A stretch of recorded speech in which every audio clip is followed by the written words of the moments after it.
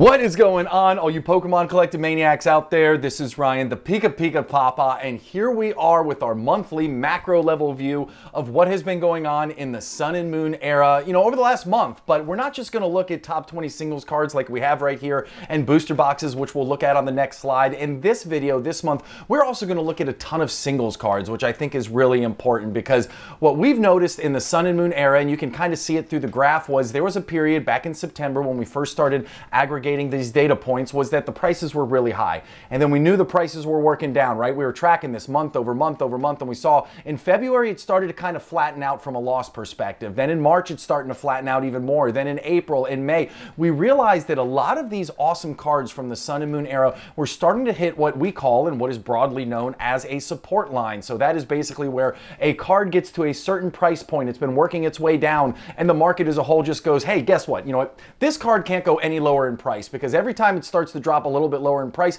people snap it up because that is the support line, right? And we found a lot of these really awesome Sun and Moon cards that had these really high valuations back in early 2023 started to find those support lines. And so we had identified some of them and talked to them about being great buying opportunities. And really ever since then, we've seen a slow and steady price growth. We haven't seen anything crazy like we saw in Sword and Shield. And we're going to have to monitor this over time. I do think it's going to be a slow burn in terms of growth. And then the reality is, if you had actually bought all of these cards back in September when we first started doing this video, even with the growth we've seen over the last couple months, you'd still be down 7.4%. So these cards still have a long way to go, but the whole point of this video series is looking for those support lines, looking for how the eras are moving at a more macro level. And I think we did a pretty good job of that here with Sun and Moon, because we've seen some awesome cards gain in some significant ways over the last couple months. And that's what we're going to be talking about throughout the course of this video. So as you can see, there's the graph of the top 20 singles cards from September, their aggregate value all the way to August. And guess what? Next month is going to be one whole year that we've been doing this. And I'm just thrilled to have this information for you because I think it's really, really cool. Now,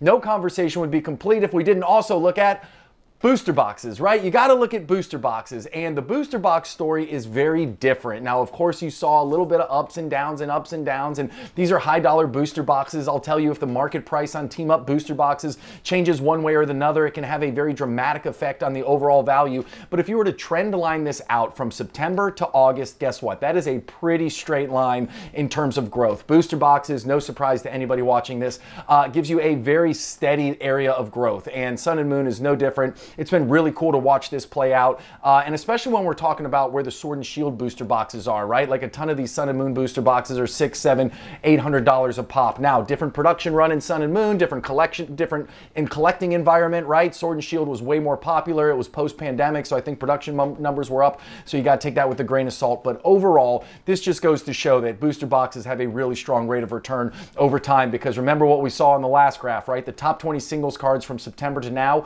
were down 7.4%, but guess what? The booster boxes from September to now are up 17.5%. So listen, before we get into the individual cards and individual sets, I just want to say, if this type of data-driven approach gets you excited, hit that subscribe button. We do fun stuff like this all the time. We have an amazing community. If you like what you see, give us a thumbs up, and if you have questions or comments, drop them down below. So with that out of the way, let's start looking at some of these individual sets, and we're going to start off with Cosmic Eclipse and Unified Minds. Unified Minds and Unbroken Bonds are like my two favorite sets from the whole Sun and Moon era, but Cosmic Eclipse has just been a stud of a set, to be honest with you. I mean, you can still find Cosmic Eclipse out in the wild, right? I bought a Pokeball set from Costco the other day, and it was the D21 Pokeball, and I opened it up, and there was Cosmic Eclipse packs in it. Like, how crazy is it that you can still find Cosmic Eclipse out in the wild? Yet, even with all of that, you still have all of these cards that are up over $100 from a single card perspective. Just absolutely incredible. Now,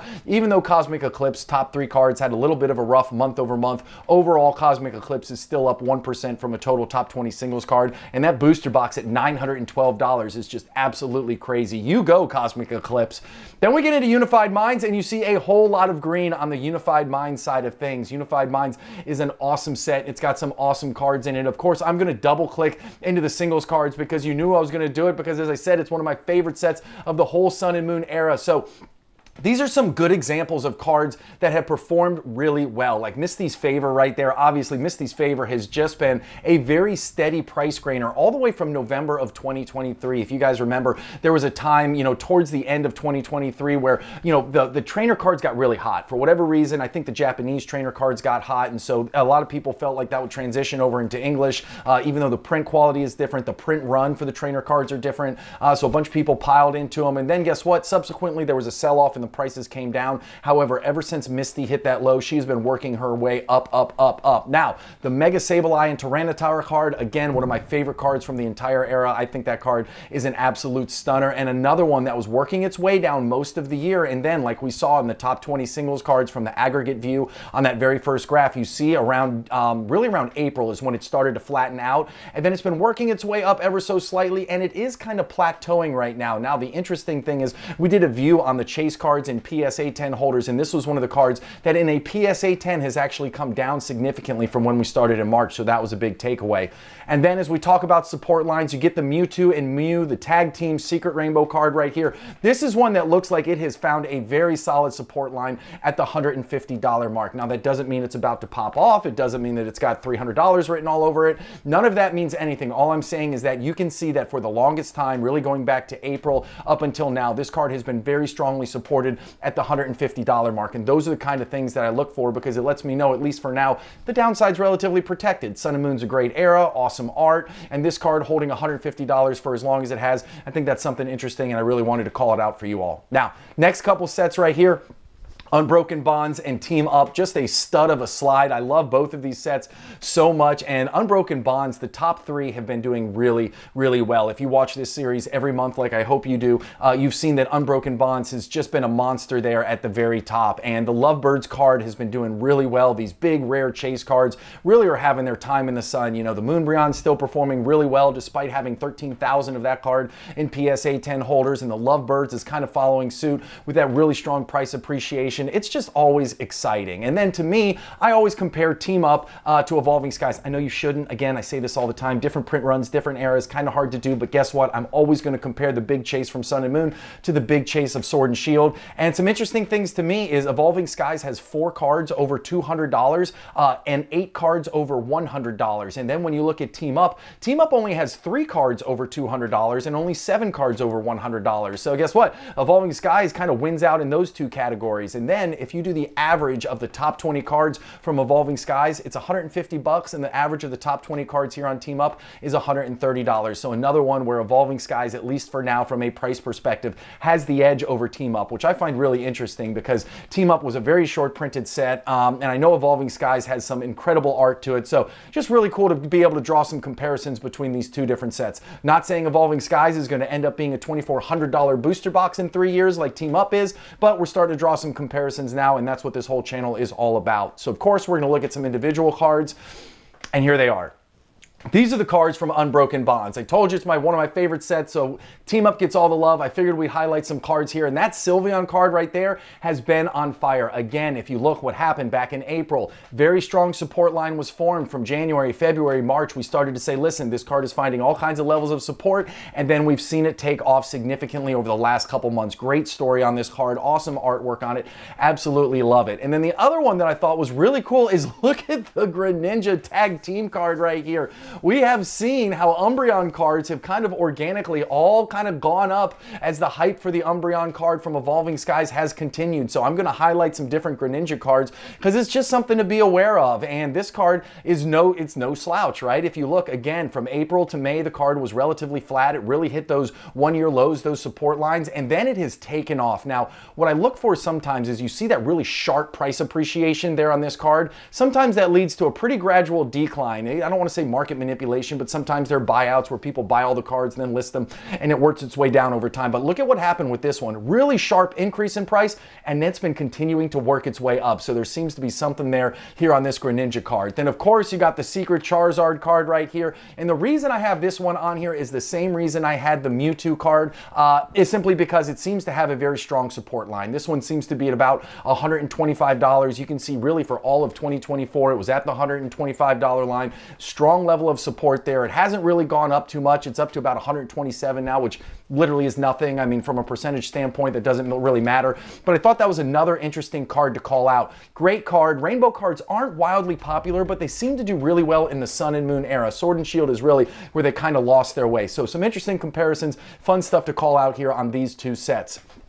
Next ones, Lost Thunder and Celestial Storm. Now, 2 months ago, Celestial Storm did something that I haven't seen it do ever since I started doing this, and the booster box value actually was flat to a little bit down, because if you were to trend line out Celestial Storm booster boxes, it is just this upward and the right straight line. For whatever reason, it gains at 3-4% every single month, and it has been doing that for as long as I've been tracking it, which is absolutely amazing. And the other thing I talk about a lot is Lost Thunder, and Lost Thunder from a overall set perspective, when you look at the top 20 singles cards, all of them are over $11. Heck, they're all almost over $11.50, and you just don't see that. Now, it doesn't have the big chase cards at the top that we see in some of these other sets, but you know, overall, I mean, that's a relatively strong representation. So these sets as a whole, you know, it's been interesting. They've been directionally flat if you'll just take that over the last 4 months. As you can see now, Lost Thunder is barely up. Celestial Storm, from a top 20 singles card perspective, is up 1%, and that's kind of where it's been hovering. But it's been interesting to watch these play out because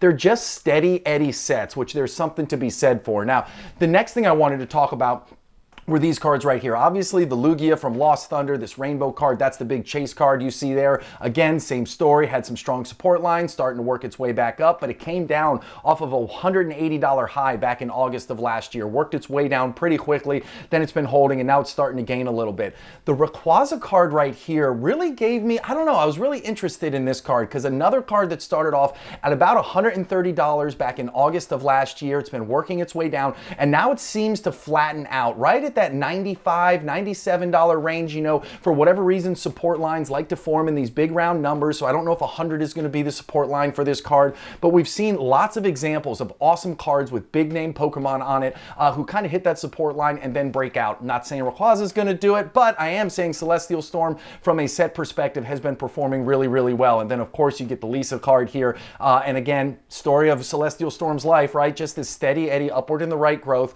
It's still down about 3% versus where it was starting the year off, but again, it has been working its way up very steadily, and I don't know if it has any signs of slowing down in it. Just a really awesome takeaway from these three cards from these two awesome sets. Next ones we're talking about right here, Forbidden Light and Ultra Prism. And I will say this, Forbidden Light's top three cards for the last couple months, they've really been getting hammered, but the reality is they did see some significant growth earlier in the year, so they might be correcting just a little bit. You know, Forbidden Light doesn't have that big $100, $150, $200 chase card. It doesn't have a number 2 card, which gives it a whole lot of oomph behind it either. So Forbidden Light is kind of, I don't know, I won't even call it a mid-tier. It's an upper lower tier set if you ask me. And even with all of that, the booster boxes are still at $460, so that's something to keep in mind as we think about booster box collecting moving forward into the future. Now, Ultra Prism, that is a trainer heavy set. I say this every month, and every month I incorrectly keep saying I don't know how long these trainers can hold on, and every month the market keeps saying PikaPikaPaPa. It doesn't matter what you think, these trainers are awesome. The set is still going to perform well because 6 of the top 7 cards are trainers, and Ultra Prism continues to do well. Now, one of the things that we've been calling out is that chase card in Ultra Prism is the Lily card, and if you remember, that was a $500 raw card a long time ago. Actually, it was over $500 a while ago, and it has dropped all the way down to $391. Now remember, markets like round support lines, so in my mind I've been saying, hey, is it going to hit a support line at $400? And this is what it looks like. I've got it highlighted right there in the middle, and again, you'll see it was all the way up at $550, really worked its way down throughout all of the year, and then again, April, May, where we started to see kind of the tides turn in Sun and Moon, this card started to gain just a teeny tiny bit. Seems to be really well supported at $400. If we get Lily back in the Scarlet and Violet era, I don't know what that means for this card, but this card is a stunner of a card. It is in high demand. It is a hard card to get in PSA 10 holders. It is one of the cards of the whole Sun and Moon era. So I'm happy to see it finding that support line, and it'll be interesting to see what happens with this card further down the road. And then, as I said, listen, Forbidden Light, we talked about Greninja, right? Here's a Greninja card right here. Remember what I said, it was working its way up for most of the year. The last couple months, it's kind of been on a downward tick, but with the Greninja card from Twilight Masquerade, does this card have an opportunity to pop off in the future? That's yet to be seen. Again, Not a huge value card right now, but maybe it's got some, I don't know, maybe it's got some oomph in it further on down the road. And then the Lucamine card right there. This card has been working its way down really all year. You know, it hit a high back in November of 2023. It's been working its way down. It seems like it's continuing to come down, but again, it's getting near that $100 support line. So if it gets into the $100 support area and it starts to flatten out, this is one of my wife's absolute favorite cards, and you best believe that I will be buying one of these and putting them under the Christmas tree this year if I can find that support line, which starts to build anytime here. Love these cards, awesome sets, and I can't wait to see what happens with that Lily moving forward into the rest of the year. Next ones, Crimson Invasion and Burning Shadows. Now we're starting to get into the first 4 sets of the Sun and Moon era, and these are not dissimilar from Sword and Shield, just not a lot of oomph, not a lot of chase behind them. You know, I've been talking about Crimson Invasion. It might be the only Sun and Moon set without any cards over $30. However, this month we saw small gains in those top 2 cards, so it's holding on. It doesn't want to be the only set with cards without cards over $30. So good on you, Crimson Invasion. You're fighting strong right there. And then the Charizard from Burning Shadows, right? It had a little bit of a dip last month, but hey, that card is just a monster, right? Incredibly hard. Out of all the chase cards, it is the lowest gem rate at 17%. The PSA 10s go for a huge amount of money. Like, that card is just something special. So when you think about the cards from these different sets, right? You've got the Gyarados, which I guess is your chase card from Crimson Invasion. If you had to pick one, this is absolutely the most expensive one. So I guess we could go with this Secret Rainbow Rare here. But when you look at that price graph, again, you can see it kind of hits these support lines right at the $30 mark. So it hits 30, it bounces up, it hits 30, bounces back up. So who knows? Maybe it'll never break below that. But I thought that was an interesting call out right there. And then the Charizard I was telling you about, this thing really has been growing by leaps and bounds over the course of the year. Now with a card this expensive, doesn't exchange hands quite as fluidly as some of the other ones, so it looks a little chunky on that price graph. But overall, again, if you start from, I don't know, October of last year and you trend line that out, this thing is up significantly over that time period. So again, finding awesome cards like this, when they start to hit those lows, when they start to hit those support lines, it can be a great opportunity to jump in. Charizard's the biggest name in the hobby, right? You can't argue with that. Incredibly low population, incredibly low gem rate, like checks all the boxes. And this card has been rewarding people really over the last, I don't know, 8 months with some really solid gains.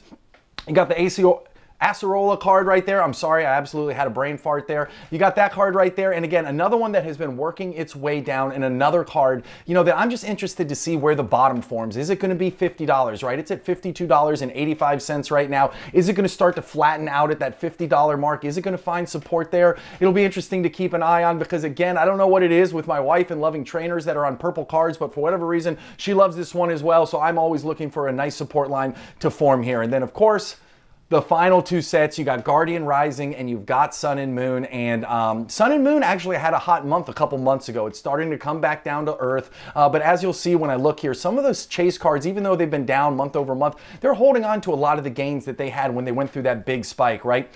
A lot of times in a collecting space like this, you'll see big spikes and then of course the subsequent drop afterwards. But the question isn't if it's going to drop. The question is how much of that big spike is it actually going to hold on to? And those are some of the things that I'm trying to learn about and that I'm trying to, you know, master as much as I can, because I think they're going to be important lessons further down the road, you know. And then Guardian Rising is kind of is what it is. It just plugs along. And again, another set, like I said, with Lost Thunder, right? Lost Thunder has almost all of the top 20 cards over $11. Well, guess this one has almost all of the cards over $10. And I mean, that's not a big number, but at least it shows that there is interest beyond the top 2, the top 3, the top 4, you know, so I think there's something to be said with that. And then as I have been saying for a while, evolutions have just been hot. They are absolutely crushing it left, right, front, and center. And when you look at the Umbreon over there, that is from the Sun and Moon base set. That is one who went through this incredible price spike. And yes, it's been working its way down, but look at it, at least so far, it is holding on to a lot of the gains that it had during that price spike. Same thing for the Espeon right there, right? It went through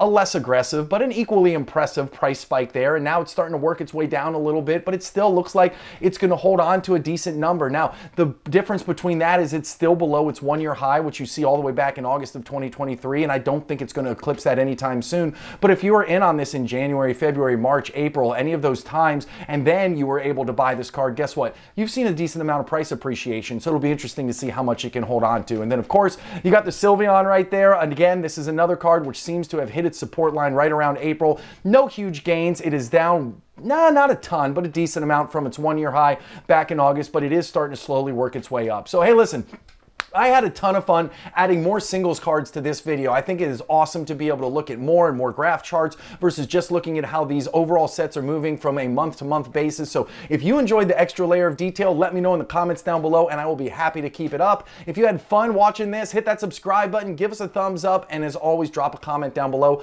I love hearing from you all. You guys have an awesome one. I appreciate you so much. Talk to you later. See you, everybody. Bye.